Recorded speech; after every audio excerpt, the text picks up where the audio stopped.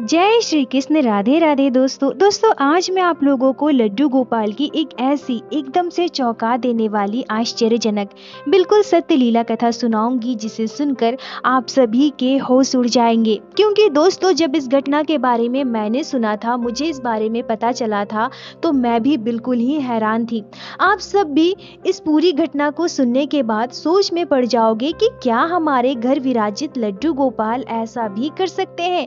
हमारे बांके बिहारी जो वृंदावन बिहारी नाथ हैं, क्या हमारे ठाकुर जी ऐसा कर सकते हैं। हमारे ठाकुर भक्तों की पीड़ा को हरने के लिए क्या ऐसा करते हैं। तो दोस्तों हमारे बिहारी जी, हमारे घर विराजित लड्डू गोपाल अपने भक्तों के लिए कुछ भी कर सकते हैं। यहाँ तक कि भक्त के मृत संतान को जिंदा कर उनकी गोद में वापस ला सकते हैं। दोस्तों आज की यह घटना रोंगटे खड़े कर देने वाली है। आप सभी से विनम्र निवेदन है कि कृपया आज की इस लीला कथा को पूरा अंत तक अवश्य सुनिएगा, वीडियो को पूरा जरूर देखिएगा। आशा करती हूँ प्रत्येक दिन की भांति आज की यह लीला कथा भी आपके हृदय को स्पर्श करेगी। दोस्तों हम सभी को पता है कि वृंदावन के बिहारी जी को किसी मूर्तिकार या किसी कलाकार के हाथों से निर्मित नहीं किया गया है। यह साक्षात भगवान श्री कृष्ण और हमारी राधा रानी के युगल स्वरूप है, जो संत हरिदास जी के भक्ति भाव से इस धरा धरती पर प्रकट हुए हैं। और एक बात मैं आप सभी को और बता दूं कि बिहारी जी के दर्शन करने का मतलब है कि आपने राधे कृष्ण के साक्षात दर्शन किए हैं। और हमारे बांके बिहारी जी की महिमा का क्या बखान करूं। बिहारी जी तो अपने भक्तों पर कृपा बरसाते हैं, दोनों हाथों से कृपा लुटाते हैं। उत्तर प्रदेश के रहने वाले मनोहर जी और उनकी पत्नी और उनका बेटा श्याम तीनों बिहारी जी के परम भक्त थे। हर महीने में लगभग 2-3 बार बांके बिहारी जी के दर्शन करने वृंदावन अवश्य जाते थे। उन्होंने अपना संपूर्ण जीवन बिहारी जी के चरणों में समर्पित कर रखा था। घर पर लड्डू गोपाल की सेवा होती थी। मनोहर जी और उनकी पत्नी लड्डू गोपाल से खूब प्रेम करते थे। लड्डू गोपाल को बांके बिहारी के स्वरूप के रूप में अपने घर सेवा करते थे। लड्डू गोपाल के प्रति उनका भाव बहुत ही गहरा था। मनोहर जी और उनकी पत्नी अपने लड्डू गोपाल को बिहारी नाथ कहकर पुकारते थे। मनोहर जी का स्वभाव बहुत ही अच्छा था। उनका स्वभाव इतना सरल और सहज था कि उनके ऑफिस में भी सभी उन्हें बहुत पसंद करते थे, उनका बहुत आदर करते थे। और साथ ही साथ श्याम पढ़ने में बहुत ही होशियार था। पढ़ाई लिखाई में हमेशा अव्वल आता था और क्लास में फर्स्ट आता था, जिस वजह से उसके सभी शिक्षक श्याम को बहुत मानते थे, बहुत प्यार करते थे, हमेशा श्याम की तारीफ करते थे। मनोहर जी और उनकी पत्नी का जीवन अपने छोटे बेटे श्याम और अपने घर विराजित लड्डू गोपाल बिहारी नाथ के साथ बहुत ही खुशी खुशी व्यतीत हो रहा था। श्याम छोटा था पर अपनी मम्मी पापा की हर बात मानता था। समय से उठ जाना, समय से पढ़ाई करना, समय से खाना पीना, स्कूल जाना, घर वापस आना, समय से ट्यूशन जाना, सब अपने माता पिता के कहे अनुसार ही करता था।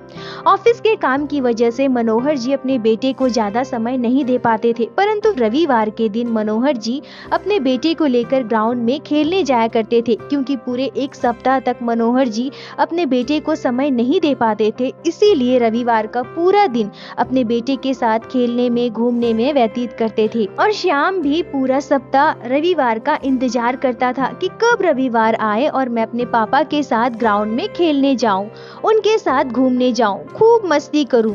ऐसे ही खुशी खुशी उनका जीवन व्यतीत हो रहा था। फिर से रविवार आने वाला था।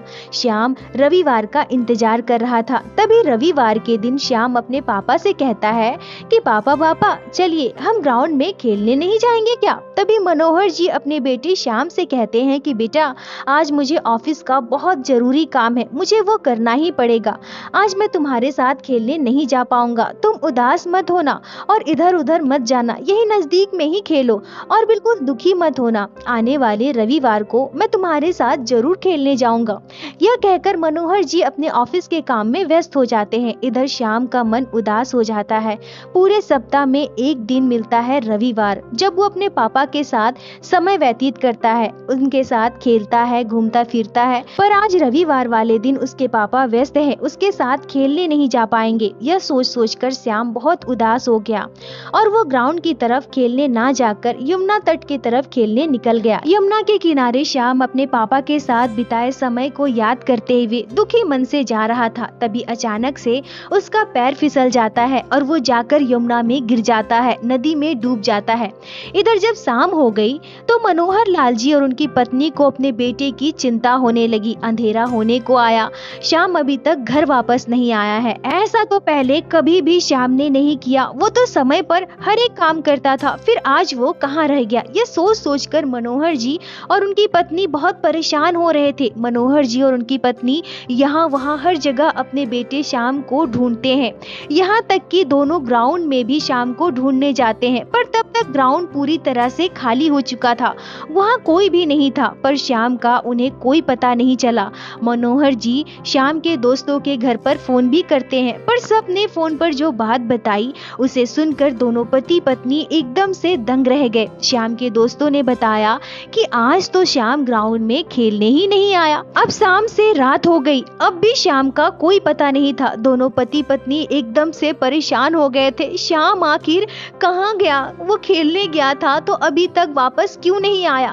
वो भला अकेले कहाँ जा सकता है? मनोहर लाल जी यह भी सोचते हैं कि कहीं श्याम रास्ता तो नहीं भटक गया, कहीं इधर उधर तो नहीं चला गया, हमारा बेटा कहीं खो तो नहीं गया। यह सोचकर उन्होंने निश्चय किया कि हम ऐसे बैठकर समय बर्बाद नहीं कर सकते हैं, हमें तुरंत पुलिस को खबर देना चाहिए।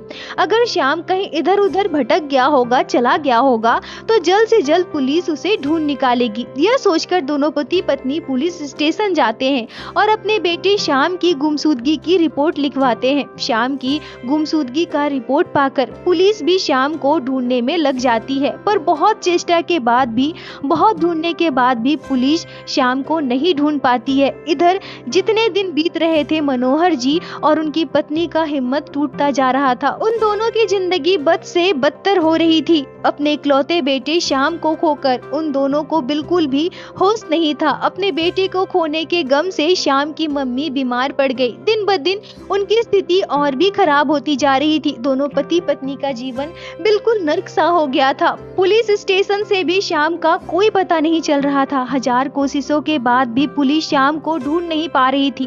दोनों पति पत्नी ने अब पुलिस की उम्मीद भी छोड़ दी थी। उन्होंने यह तय किया कि अब हम दोनों पति पत्नी अपने बेटे को ढूंढने निकलेंगे। दोनों पति पत्नी प्रत्येक दिन सुबह उठकर अपने बेटे को ढूंढने निकल जाते और प्रत्येक रात हताश होकर घर वापस आते। ऐसे ही ढूंढते ढूंढते कई दिन बीत गए। उन्होंने लगभग पूरा उत्तर प्रदेश ही छान मारा था, पर अब भी उनके बेटे की कोई खबर नहीं थी। मनोहर लाल जी की पत्नी भी बहुत बीमार पड़ गई थी। उनकी स्थिति बिल्कुल भी ठीक नहीं थी, पर फिर भी अपने बेटे के वियोग में अपने पति के साथ प्रत्येक दिन अपने बेटे को ढूंढने निकलती थी। पर यहाँ दुर्भाग्य की बात यह है कि श्याम के मम्मी पापा ने यह न जाना कि उनका बेटा श्याम तो जमुना में डूब चुका है। उनका बेटा तो अब इस संसार में है ही नहीं। इस बात से अनजान दोनों पति पत्नी अपने बेटे को ढूंढने में लगे थे। कभी पुलिस स्टेशन जाते तो कभी खुद शहर में इधर उधर ढूंढते रहते। उन्होंने आस नहीं छोड़ी थी, मेरा बेटा वापस जरूर मिलेगा, मेरा श्याम, मेरा इकलौता बेटा मुझे वापस जरूर मिलेगा। इसी आस में दिन बीत रहे थे और पागलों की तरह यहाँ वहाँ वो लोग ढूंढते फिर रहे थे। दोस्तों, जैसा कि मैंने बताया, मनोहर जी और उनकी पत्नी लड्डू गोपाल की सेवा करते थे। बिहारी जी पर उनका अटूट विश्वास था। अपने घर विराजित लड्डू गोपाल को बिहारी नाथ कहकर पुकारते थे। पर जब उनका बेटा उनसे दूर हो गया, उनके जीवन में कठोर विपत्ति आई, तब उन्होंने अपने लड्डू गोपाल का साथ छोड़ दिया, लड्डू गोपाल की सेवा छोड़ दी। उनके जीवन में आए इस बुरे वक्त के लिए उन्होंने लड्डू गोपाल को ही दोष देना प्रारंभ कर दिया। दोस्तों, ऐसा हमें प्राय सुनने को मिलता है कि जो भक्त भगवान श्री कृष्ण की भक्ति करते हैं, लड्डू गोपाल की सेवा करते हैं, उनके जीवन में तमाम दुख आते हैं, तकलीफें आती है। बिना दुख तकलीफों के हम यह समझ ही नहीं सकते कि ठाकुर जी ने हमारी सेवा को स्वीकार किया है, भगवान श्री कृष्ण ने हमें अपनाया है। और कईयों को तो मैंने यह भी कहते सुना है कि हम ज्यादा भक्ति, ज्यादा पूजा पाठ इसलिए नहीं करते क्योंकि हमें भय है कि अगर हम ज्यादा भक्ति करेंगे, पूजा पाठ करेंगे तो हमारे साथ गलत होगा, हमारे जीवन में घोर संकट आएगा। परंतु दोस्तों, यह बिल्कुल ही गलत धारणा है। हमेशा याद रखिए, हमें तकलीफें तब झेलनी नहीं पड़ती जब हम ईश्वर की भक्ति करते हैं। तकलीफें तो हमें तब झेलनी पड़ती है जब हम अपने कठिन समय में भगवान को भूल जाते हैं। हमारे साथ घटने वाली हर दुखद घटना के लिए हम भगवान को दोष देना प्रारंभ करते हैं। हमारे जीवन में जो भी घटनाएं घटती है, जो भी दुख तकलीफें आती है, वो हमारे कर्मों का फल है और कर्मों के फल में तो भगवान भी हस्तक्षेप नहीं करते। अब जब आप अपने कठिन समय में भगवान को दोष देकर उनसे दूर चले जाते हैं, उनसे मुंह मोड़ लेते हैं, अपना विश्वास जब भगवान पर से हटा लेते हैं, सोच लेते हैं कि हम इतनी पूजा पाठ करते हैं, इतनी भक्ति करते हैं, पर इसके बावजूद हमारे जीवन में इतने संकट क्यों है, और ऐसा सोचकर सारा दोष अपने ठाकुर जी को दे देते हैं, उनकी सेवा का त्याग कर देते हैं, अपने ठाकुर जी से रुष्ट हो जाते हैं और फिर अपने आराध्य से दूर चले जाते हैं, तो याद रखिए, जब आप अपने भगवान से दूर चले जाएंगे, उनका साथ छोड़ देंगे, तो आपके ठाकुर जी भी आपसे दूर होने लगते हैं। इसलिए जीवन में चाहे कैसी भी परिस्थितियां हो, कभी अपने इष्ट, अपने भगवान से दूर मत होइए। हमेशा अपने लड्डू गोपाल भगवान श्री कृष्ण पर विश्वास बनाए रखे। याद रखिए, कृष्ण हमें दुख नहीं देते, उनका विरह हमें दुख देता है। बिल्कुल ऐसी ही घटना मनोहर जी और उनकी पत्नी के साथ घटी। जब उनका बेटा श्याम उनसे दूर हो गया, तब दोनों पति पत्नी ने अपने बेटे को ढूंढने की चेष्टा प्रारंभ की, और ऐसा करना भी चाहिए। पर हाँ, उनसे सबसे बड़ी भूल यहाँ यह हुई कि उन्होंने एक बार भी यह नहीं सोचा कि हमारे जीवन में जो इतनी बड़ी मुसीबत आई है, उसके लिए ठाकुर जी को दोष ना देकर एक बार अपने दोनों हाथों को उठाकर ठाकुर जी से प्रार्थना करें, लड्डू गोपाल के आगे हाथ जोड़कर उनसे प्रार्थना करें कि हे ठाकुर जी, हमारे जीवन में आए विपत्ति से हमें तार दो। हे मेरे लड्डू गोपाल, मेरे बच्चे को मेरे गोद में वापस कर दो। ऐसा उन्होंने एक बार भी नहीं किया।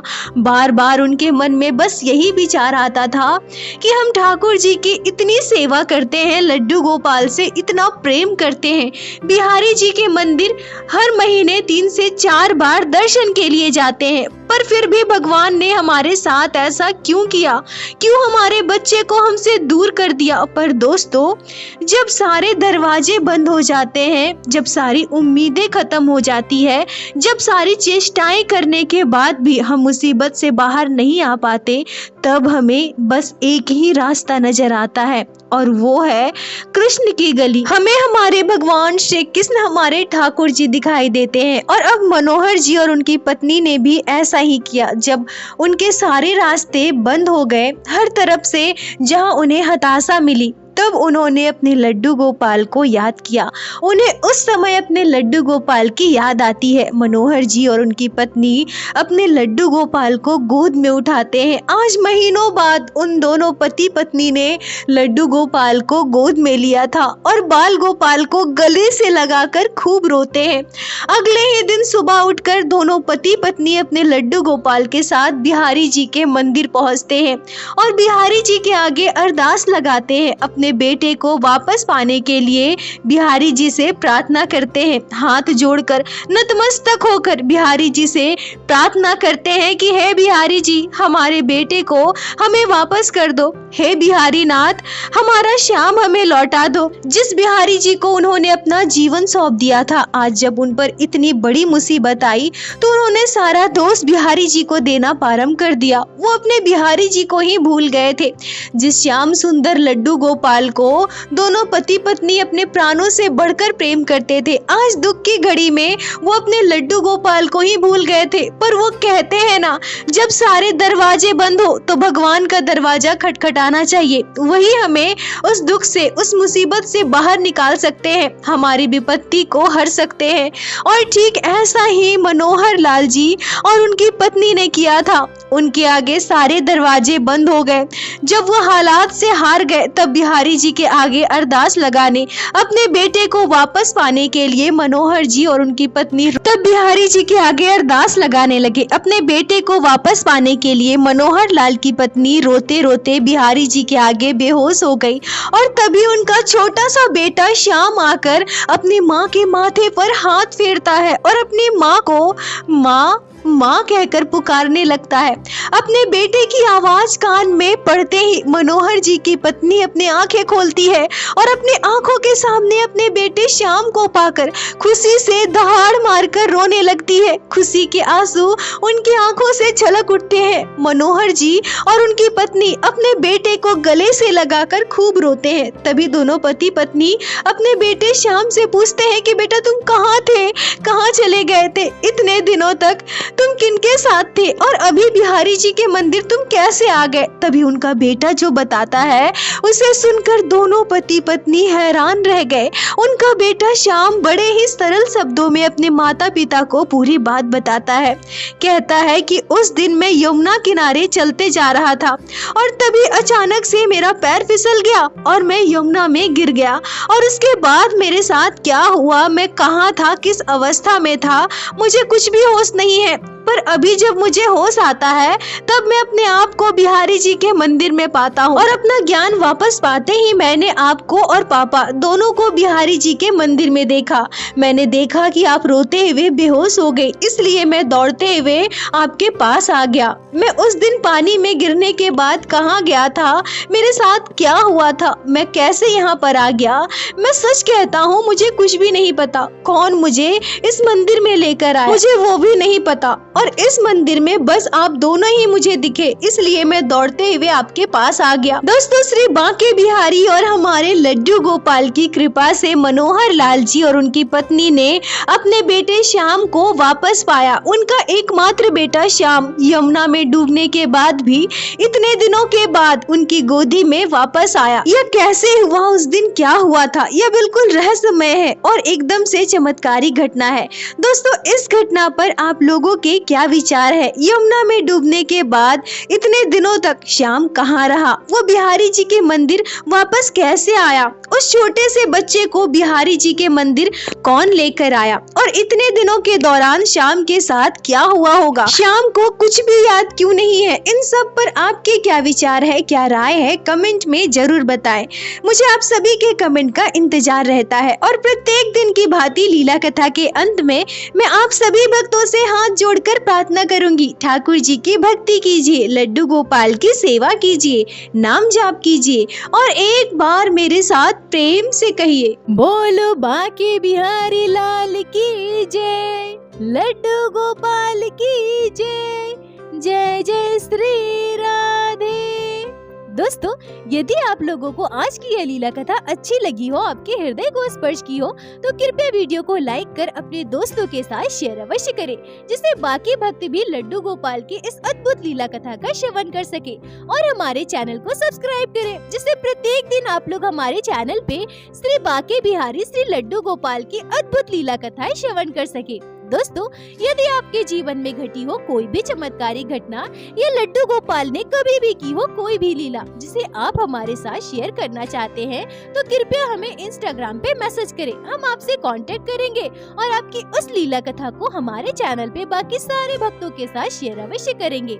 लड्डू गोपाल की कृपा आप पर और आपके पूरे परिवार पर बनी रहे। राधे राधे दोस्तों।